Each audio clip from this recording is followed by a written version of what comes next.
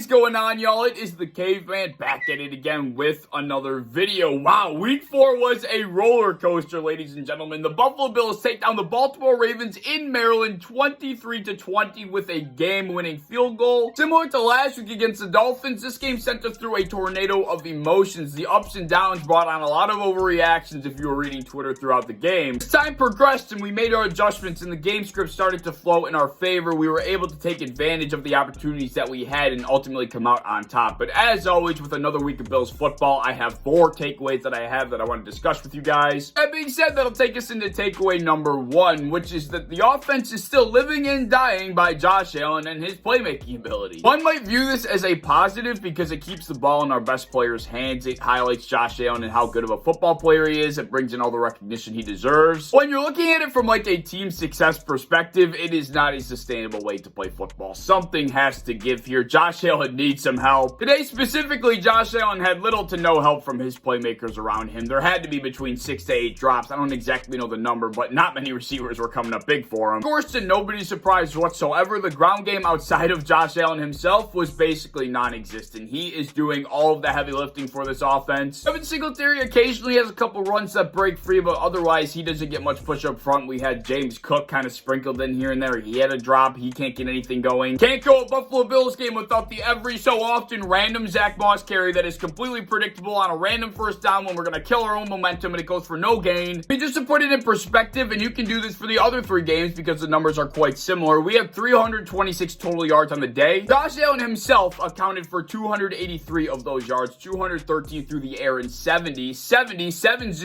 on the ground, which equates to about 87% of the Bills' total offensive yards. God forbid if there's ever a day that Josh Allen does go down and he gets hurt because of the blows that he takes. I understand he's a tank and he can handle it, but God forbid this offense is going to be rendered useless. We're not going to be able to move the ball. We're not going to be able to put up points. Just have to figure out how to move the ball on the ground effectively, consistently. This is like the 3rd season we're dealing with this. Seeming to be no answer in sight either, which is getting relatively concerning. But as of right now, we're moving the ball down the field at the will of Josh Allen's playmaking. We're winning football games. It would be nice if we could kind of try and figure it out because I don't want this being one of our major downfalls once again. Takeaway number 2, which is a little bit of a brighter topic. Leslie Frazier's defense saves the day once again. That's been the story of pretty much the entire season. The offense hasn't been perfect. It's been flashy, but far from perfect. It's been inconsistent. It's stalled out. It's turned the ball over a lot. I've said this video after video. The difference is from teams in the past that had the same offensive problems is that the defense this season is keeping us in games. The Ravens scored 20 points in yesterday's game, which all came in the first half. One of their only 2 touchdowns in the game came from 4 yards out after Josh Allen got picked on the very first drive. So how can you really blame him for that? The other drive that the Ravens scored a touchdown on, they're of course going to gash us on the ground. They were going to have a hard time stopping Baltimore and that run game, Lamar Jackson, his creativity. We were going to have a difficult time. It's just the nature of it. Especially without Jordan Phillips and Ed Oliver in the middle. I mean, you kind of had to expect them to move the ball at will, especially on the ground. But for being perfectly honest, the Ravens offense really only took advantage of our defense on one offensive drive. And one of the 2 drives in which Baltimore ended up with a field goal, one of those drives was another short field because of a turnover by the offense. That was when Devin Singletary fumbled and then the Ravens went like, I don't know, 15 yards and they had a free 3 points. But considering the circumstances, they were able to hold them to just 3 points on a very short field. So, I mean, this defense played outstanding. Then in the second half, didn't give up a single point. Seemed like throughout the first half that the Ravens offense was having their way with our defense more often than they were not. But looking at it from a grand scheme perspective, the defense played outstanding in the first half and even better in the second. That was thanks to Leslie Frazier's genius. Then, of course, in the second half, we really put Lamar, the MVP frontrunner, and that dangerous offense in a box. 3 guys that deserve highlighting are Matt Milano, Tremaine Edmonds collectively. They had 22 tackles, 4 of which being tackles for losses together. And, of course, Jordan Poyer, who had 2 humongous interceptions in this game. We need him back there desperately for a secondary that's been injured over the last couple weeks. He was such a good boost. If it was not for this defense, we could have been looking at a first half that was similar to the Bucs' first half from last season, or perhaps a Colts game entirely from last season, where we're just getting completely steamrolled. Absolutely nothing we can do. The offense is stalling out. The defense is getting run over. The defense played in their traditional bend but don't break fashion. We had turnovers in big spots, forced some big 3-and-outs. Once again, stole another victory for this Buffalo Bills football team. So hats off to Leslie Frazier and that defensive effort. Next, for my 3rd takeaway coming out of this matchup, being slightly healthier in this game compared to last made a night and day difference, let me tell you. Guys like Dane Jackson, Mitch Morse, and Jordan Poyer Poyer back against the Baltimore Ravens, who've been led by Lamar Jackson, who's been on an absolute tear. That offense has been destroying people. We needed to be able to first slow down Lamar to some capacity, and second, be able to actually keep up and put up points, which we were able to eventually do down the stretch, of course. Getting Dane Jackson back surprisingly so soon after that scary injury was a big blessing. Having Jordan Poyer back there, I don't have to speak to the impact he had, right? Comparatively, Mitch Morse was huge for us on the offensive line. Last week, without him, Josh Allen didn't have a damn second to breathe, but this week, Josh had much more time in the pocket, which was absolutely crucial in some big moments. Granted, I'd say the Dolphins pass rush is a bit more talented than the Ravens pass rush, and they also weren't sending as many guys as the Dolphins were at Josh. That doesn't change the fact that we need Mitch Morse at the center position, because what he brings is like the quarterback to that offensive line. The communication is so important. We need him, and we saw the difference from last week's offensive line to this week's offensive line, so that was big. But I can't touch on injuries and being slightly healthier without acknowledging the fact that we didn't leave this game without any battle scars. We lost Isaiah McKenzie and Jamison Crowder in this game respectively. The wide receiver room has had a hard time throughout the season already staying healthy, so having these two guys go down with injuries is not helping. But as a result of the injuries, it forced Khalil Shakir into getting some snaps, and ironically enough, I thought he was our second best receiver all day. He had limited touches, but he had a big impact. He had a catch and run on a screen, which I think went for a first down. He also was able to shadow Josh Allen, follow him to the sidelines, keep his feet in bounds, and make a great catch along the boundary. The impact that we saw Khalil Shakir have on his limited touches is kind of the impact I'm waiting to see James Cook have on some limited touches as well, but he's just not able to get any traction, unfortunately. But staying on track, it was nice to be able to get some key players back for this big game, as well as getting Khalil Shakir some run, but it also sucks that we lost McKenzie and Crowder. Hopefully they'll be alright, but we certainly saw the night and day difference between last week and this week. Finally, for takeaway number 4, I want to touch on the last drive that stuck the dagger in the Baltimore Ravens and how perfect it was to the final second. Coming off that massive Jordan Poyer pick in the end zone, we went 3/4 of the field, used our time perfectly, and made sure there were triple zeros across that clock so that Baltimore had no chance whatsoever after we kicked our field goal. At one point, before we picked up the first down, before going over, it looked like they were trying to let Devin Singletary score, and luckily he went down before that happened. We've seen in the past where if the offense doesn't run the clock out there, it can come back to bite them in the ass. It happened a couple of weeks ago where Nick Chubb went in the end zone instead of going down and draining the clock, and the Jets came back. It happened with Todd Gurley and the Falcons a couple of years back. This isn't something that's completely out of the ordinary. The fact that we were able to not score, go down right before the goal line, and drain the clock out to triple zeros, that was